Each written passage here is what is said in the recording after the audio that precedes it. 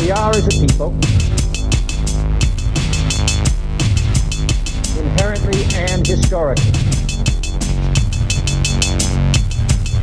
opposed to secret society, opposed to secret oaths, opposed to secret proceedings, secret proceedings.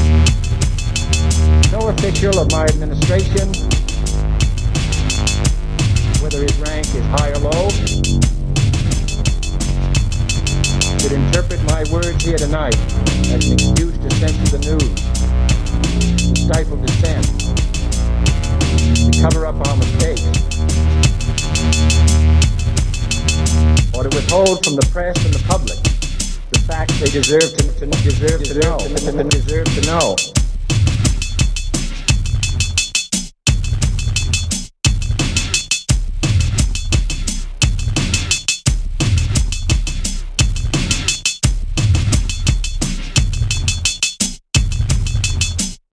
Welcome to Conspiracy Corner Podcast, everyone. This is Abe, your host. It is September 19th, 2024.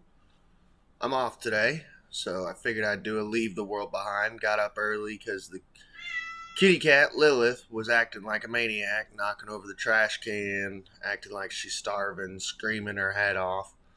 So, got up early, fed them, and I figured, well, my wife ain't going to be home for a little bit, so might as well do a podcast. I might do maybe one or two more podcasts today. I know I'm going to do some work on the channel and stuff because we're doing a stay-at-home day. And I should be emailing someone back to do an interview with. So look forward to that. But let's get on with the show. Chapter 32. They did the sensible thing. They huddled together in that big king family bed. Amanda hated the idea. Thought it was for anti-vaxxers and mothers who breastfed their 5-year-olds.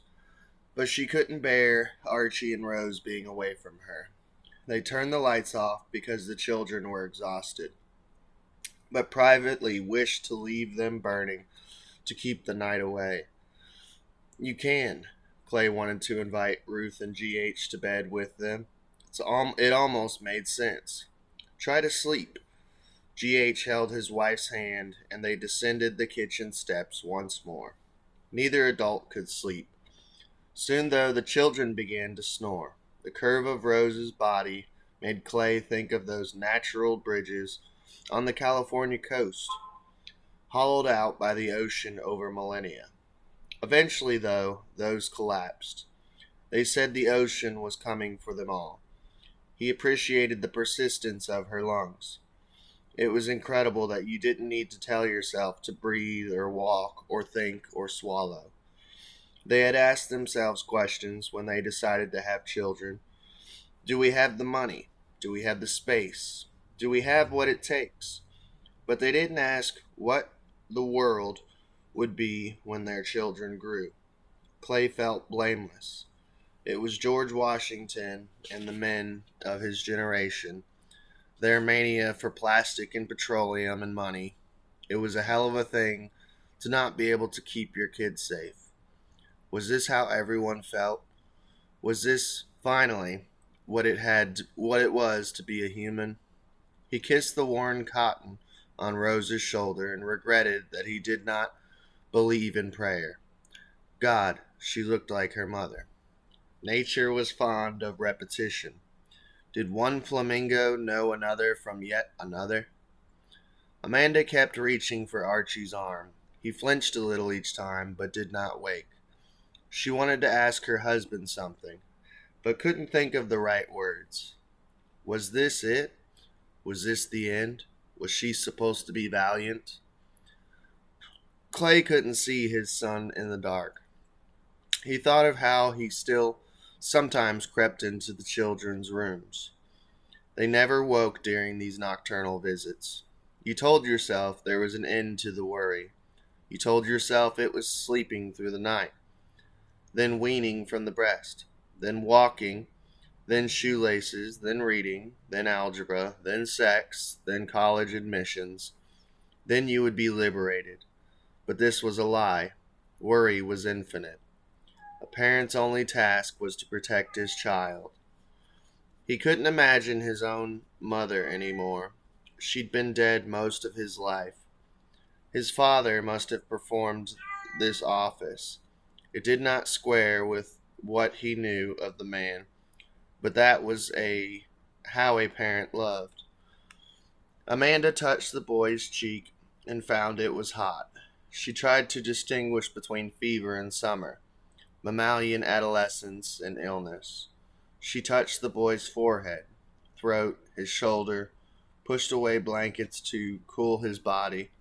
She touched his chest, the steady drumbeat. Archie's skin was soft and dry, warm like a machine left on too long. She knew that fever was the body's distress signal, a pulse from its emergency broadcast system. But the boy was sick. Maybe they were all sick. Maybe this was a plague. He was her baby. He was their baby. She couldn't imagine a world indifferent to that. Theirs was a failure of imagination, though. Two overlapping but private delusions. G.H. would have pointed out that information had always been there waiting for them, in their gradual death of Lebanon's cedars, in the disappearance of the river Dolphin, in the renaissance of Cold War hatred, in the discovery of fission, in the capsizing vessels crowded with Africans. No one could plead ignorance. That was not willful. You didn't have to scrutinize the curve to know. You didn't even have to read the papers, because our phones reminded us many times daily precisely how bad things had got. How easy to pretend otherwise. Amanda whispered her husband's name. I'm awake. He could not see her, then he could. He needed only to look more closely. Should we still go? He pretended to be thinking this over, but the dilemma was already plain to him. No, they shouldn't. Yes, they must. I don't know. We have to get Archie to a doctor. We do. And Rosie, what if the same thing? To say it would have been to risk it. She didn't bother. Rosie would have loved the flamingos. Maybe they should feel only awe at life's mysteries as children did. She's fine. She seems okay. She did. Same old Rose. Reliable. Implacable. Really, that strength of the second born. He wasn't even thinking wishfully. Clay had faith in his daughter. She seems okay. I seem okay. Everything seems okay. But it also seems like a disaster. It also seems like the end of the world. We need a plan. We need to know what we are going to do. We can't just stay here forever. We can stay here for now. They said so. Clay had heard the offer. You want to stay here? Amanda wanted him to say it first. He tried to think of how many cigarettes he had left. He did want to stay, despite the sick teen, despite the nicotine withdrawal, despite the fact that this was not their beautiful house. Clay was afraid, but maybe they could go pull courage between all of them and find enough to do something, anything, whatever that was. It's safe here. We have power. We have water. I told you to fill the bathtub. We have food and a roof, and GH has some money, and we have one another. We're not alone. They both were, and were not alone. Fate was collective, but the rest of it was always individual, a thing impossible to escape. They lay that way for a long time. They didn't talk because there was nothing to discuss. The sounds of their sleeping children were relentless as the ocean. Chapter 33. There's that number. Illuminati confirmed. A dry heaviness on the tongue and in the throat. A wince that made it hard to see. The brute stupidity of hangover. And God, they were too old for this. When would they learn not to be this way? Amanda hurried from the bed to drink at the bathroom sink, accidentally licking the metal faucet. She knew she'd vomit, and that way you always do. Sometimes you just need to admit that to yourself, what you know. Salt on the tongue. She bent at the waist like a yogi contemplating the toilet. Then something that felt like a belch, but burned in the back of her throat, and the release. The vomit was thin and pink as a flamingo. Get it? She let it leave her. Her eyes watered, but she did not look away from it. Her stomach contracted once, twice, 3 times, and the vomit leapt from the stomach to the throat to water. And once that was done, she flushed it down and rinsed her mouth and felt ashamed. That was how all people the world over ought to have felt that morning. Clay heard her terrible retch. She couldn't just doze through something like that. You couldn't just doze through something like that. The room was too warm for too many bodies, from too many bodies.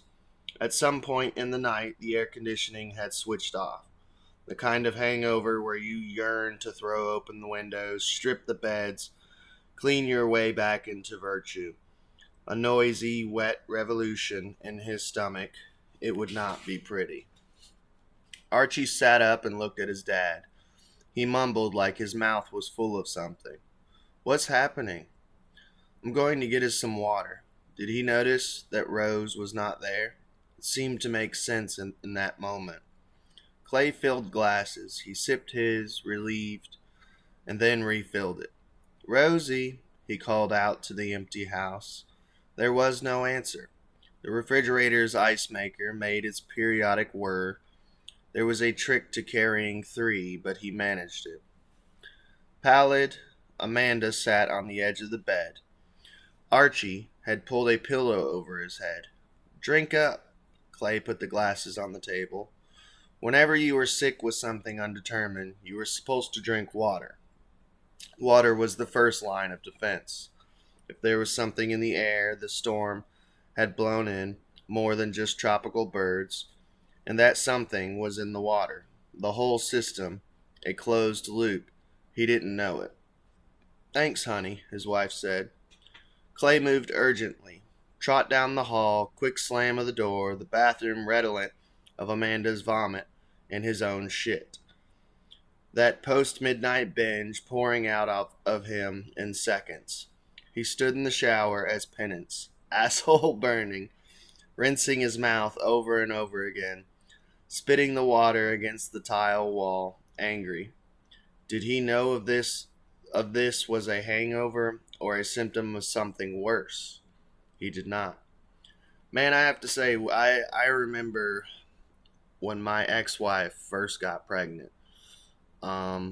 We were super young. I'm talking 19, 20 years old. And it was during like a party phase in our life. And I got sympathy sickness like right off the bat. She was getting sick every morning, but we were partying so much, drinking so heavy during that time period that we didn't know that she was pregnant. We just thought she was hungover every day. And eventually, one day we were both sick as dogs. And we're like, wait a second. We didn't drink last night. Why are we both sick? And turns out she was pregnant and I had sympathy sickness. But I don't know, it just kind of reminded me of that, where he doesn't know if he's like sick like Archie or if it's just the hangover. On the other side of the wall, Amanda opened the door to the backyard. Ugh, the smell of their bodies. Where the sweet air was alive with light. She wanted to undo the bed, but her boy still lazed. How are you feeling, baby? She thought he looked more himself. Archie tried to come up with the right answer. He felt strange or weird or sleepy or whatever. But that was how he felt whenever he woke up before noon or so. He was mad or something in that moment, turned away from his mother and pulled the covers over his head. I should check your temperature. We were so worried. I was planning on taking you to see Dr. Wilcox this afternoon, after we get back, but maybe we don't need to. Archie made an irritated little groan. We're going back? Come on, I know you're sleepy, but sit up. Let Mom look at you. Amanda sat on the bed beside her son. He pulled himself up to the sitting, but slowly, his way of protest and his way of showing off the elastic efficiency of his adolescent body, an angled line morphing gradually from an obtuse to acute. The back of her hand against his forehead, Amanda looked in her son's eyes, bottomlessly beautiful to she who had made them, even when crusted and shrunken by sleep. You don't feel so warm anymore. She put her palm against his forehead, his neck, his shoulder, his chest. Does your throat hurt? He didn't know if his throat hurt. He hadn't thought about it. His mother would not leave him to sleep until he cooperated, so he did, opening his mouth wide as though to yawn as a way of gauging the health of his throat. Seemed fine, no. Good mother. She ignored the boy's sour breath. She looked into the pink recesses of his body as though she knew what she was looking for, or as though what was in there could be seen. Archie closed his mouth and then his tongue tapped a tooth, a tick, a test, and the salt of blood flowed over his taste buds. Familiar, but you remember that, no matter what, the taste of blood. Curious, he ran his tongue over the enamel again, and the tooth yielded to the gentlest nudge. His mouth was filled with saliva. Uh-oh. So you guys remember this scene, like when his teeth start falling out. Archie opened his mouth wider, and it spilled out. Now onto his neck, dribbled down his chest, saliva, drool like a baby's, cut with crimson that didn't quite mix into it, like salad dressing insufficiently shaken. Blood was usually a surprise. His mouth continued to water and to bleed. He put a finger to it, probing at the problem, and touched the tooth.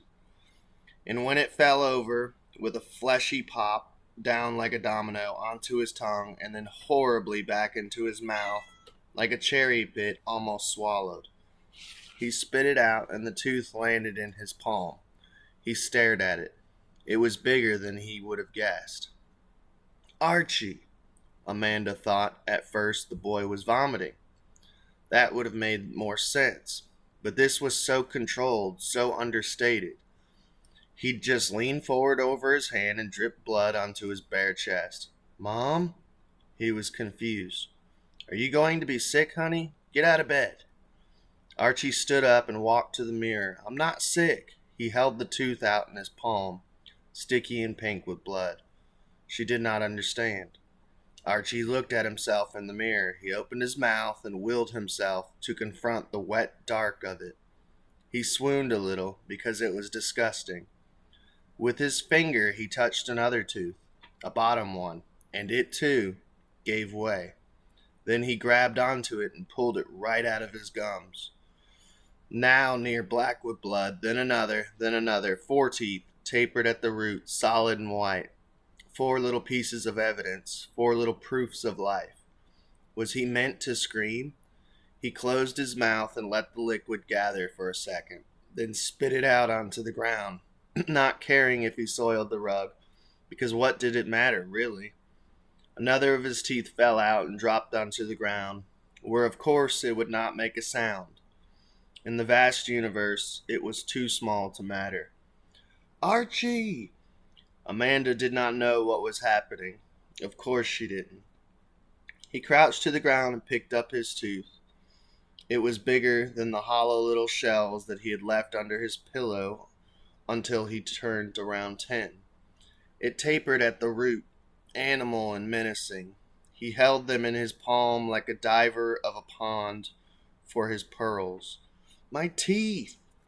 Amanda looked at her boy, slender and pathetic in his ticking striped boxer shorts. What is it? The boy did not weep because he was too baffled to. Mom, my teeth. He held out his hand for her to see. Clay! She didn't know what to do but to appeal to a second opinion. My God, your teeth! What's happening to me? His voice was ridiculous because he could not talk properly without the percussion of tongue against teeth. Amanda took the boy by the shoulders, steered him back to the bed. He was too tall otherwise. She pressed palm, then back of hand to his forehead. You're not hot. I don't understand. Clay came as beckoned, towel at his waist, irritation on his face. What's happening? There's something wrong with Archie. Amanda thought it was evident. What is it? The boy held out his hand towards his father. Clay did not understand. Who would... Honey, what happened? My tooth felt weird and I touched it and it fell out. This was the moment. This was the ravine. Clay was going to lay his body down. How is this? Does he still have a fever? Clay reached out to touch the boy's arm, his neck, his back. You're warm. Does he feel warm? I don't know. I thought it wasn't so bad, but I don't know. Amanda could not remember having said those words so many times. She didn't know. She didn't know. She didn't know anything. Clay looked from the child to his wife, baffled. Maybe the boy was sick. Maybe he was contagious. It's okay. You're okay. I don't feel okay. But this wasn't true. Archie felt fine, as normal as possible. His body was working to keep it together. It would shed what was extraneous to preserve the whole. In some private part of himself, Clay stopped to see if it was all well with his body. He did not know that it was not. Then he came awake more truly and looked at his son, bloody and toothless, and tried to think of what to do next. Did you fill the bathtub? Amanda was doing what she was able to. It's an emergency. We need all water.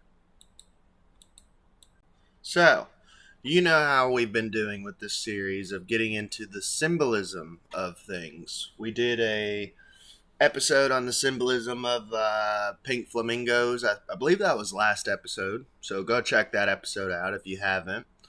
Well, honestly, go check the rest of the series out because we went pretty deep with this series.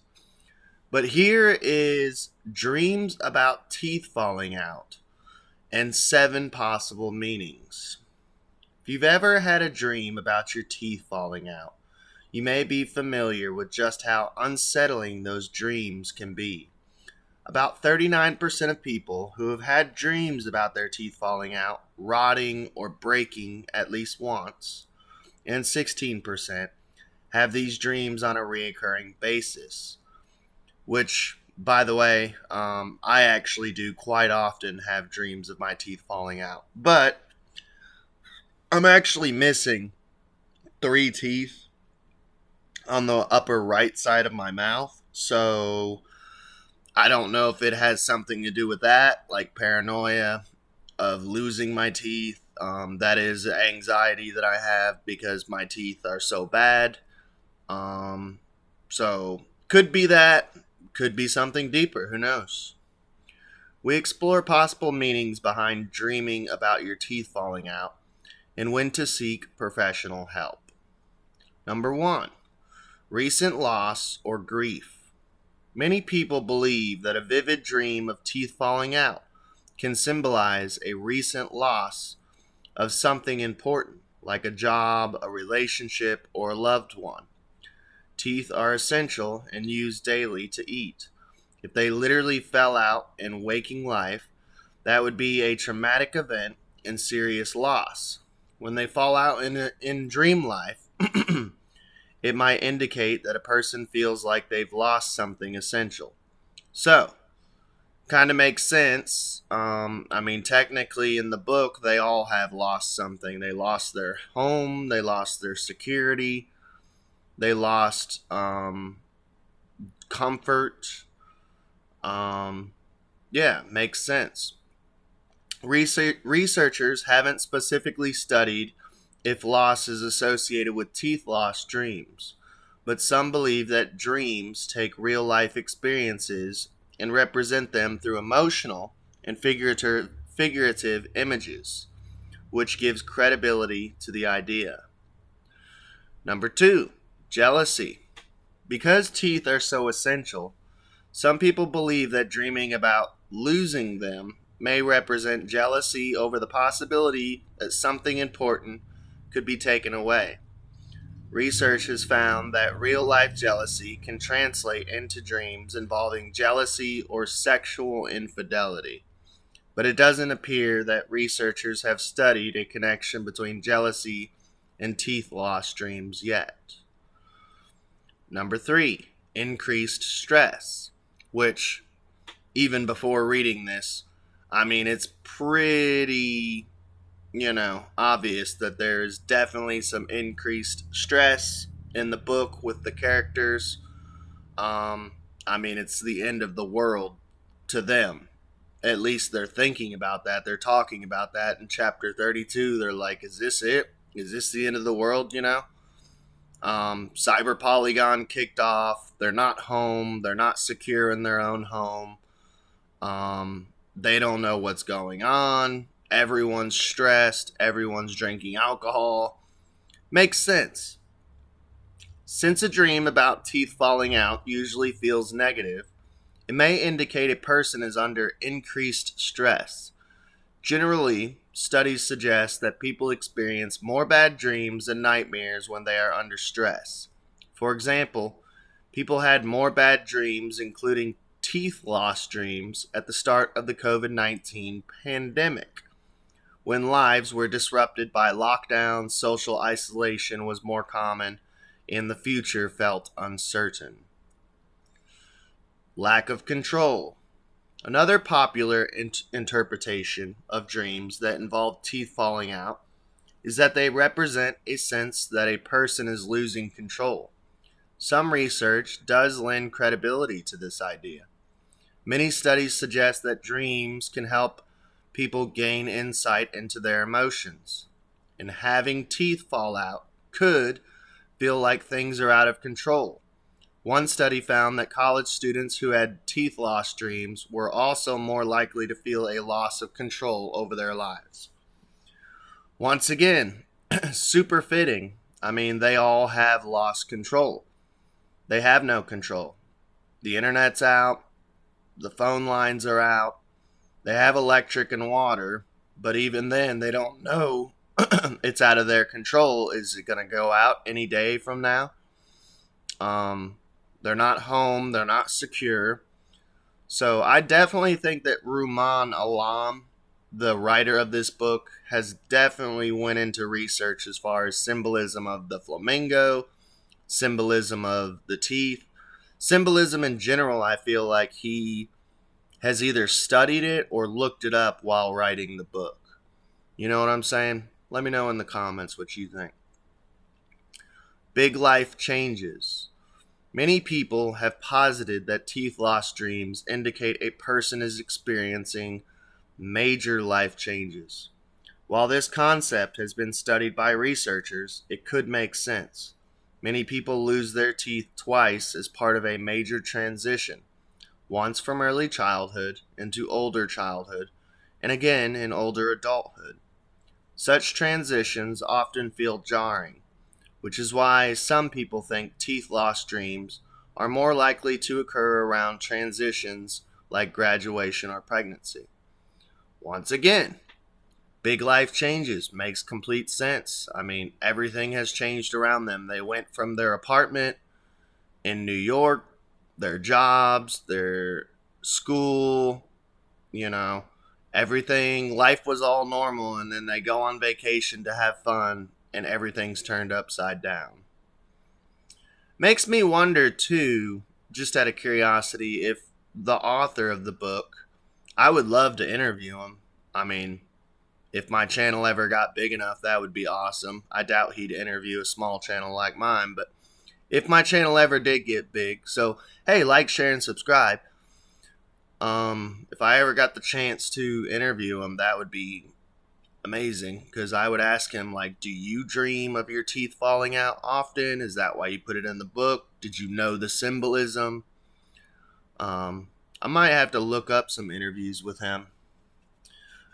Health-related fears, which makes sense because Archie is sick in the book, so, he's having health problems. Another possible explanation for a dream of teeth falling out is that the dream represents a fear the person has about their health. Perhaps they suspect they are becoming sick or simply feeling the future possibility of illness. Researchers have found that dreams often represent health-related fears in a more dramatic, metaphorical ways. For example, someone who fears catching a virus might dream about something that looks more dramatic, like teeth falling out of the body or disintegrating into sand. Is there a more scientific explanation? Some researchers believe that people dream about their teeth falling out because they are experiencing sensations in their teeth as they dream, maybe grinding their teeth perhaps. Research has, which I do all the time, my mom grinds her teeth really bad, I grind my teeth. Research has also found that real-life bodily sensations experienced during sleep made their way into people's dreams in the form of pain. I actually get that a lot. Like, if I get a pain or something in a certain spot or something, I hear a noise, like it becomes part of my dream. Let me know if that happens with you guys. It's kind of weird. A person might feel sensations in their teeth while asleep because they are grinding their teeth or clenching their jaw, which is common. More research is needed to figure out if other teeth issues, like sensitive teeth, sore gums, or toothaches, might prompt tooth loss in dreams. Dreams of teeth falling out have often been linked to stress or anxiety, which I struggle with a lot, which could also tie into the teeth sensation hypothesis. If stress leads to teeth grinding, then teeth grinding might be the reason stress leads to teeth loss in dreams. However, this hasn't been widely studied, and one study found that dreams of losing teeth were not connected to psychological distress. What to do if you frequently dream about your teeth falling out? Dreams about teeth falling out are common and on their own are not a reason to worry or take any particular action, but if you experience frequent teeth loss dreams or experience distressing teeth loss dreams, you might want to contact a professional. A dentist could help you discover if your dreams of losing your teeth stem from teeth grinding or other tooth loss or tooth or gum issues. A therapist could help you identify if you're experiencing nightmares as a result of mental health condition like depression or an anxiety disorder, which you guys know my opinion on therapy if you've listened to many of my other episodes on mental health and stuff. Like, I'm definitely pro therapy. There is some evidence to suggest that improving sleep quality by practicing healthy sleep habits may reduce nightmares. Healthy sleep habits involve avoiding caffeine and alcohol in the evening, going to sleep and waking up around the same time each day, avoiding screens near bedtime, and sleeping in a dark, quiet room of a comfortable temperature. But that's it, y'all. I figured that was a good little episode, getting into the teeth falling out scene, and I figured we'd do some symbolism and get into the deepness of what does that mean. Please like, share, and subscribe. Please check out the other episodes in this series, and you all have a good day. We are, as a people, inherently and historically opposed to secret society, opposed to secret oaths, opposed to secret proceedings, secret proceedings. No official of my administration, whether his rank is high or low, should interpret my words here tonight as an excuse to censor the news, to stifle dissent, to cover up our mistakes. withhold from the press and the public the facts they deserve to know.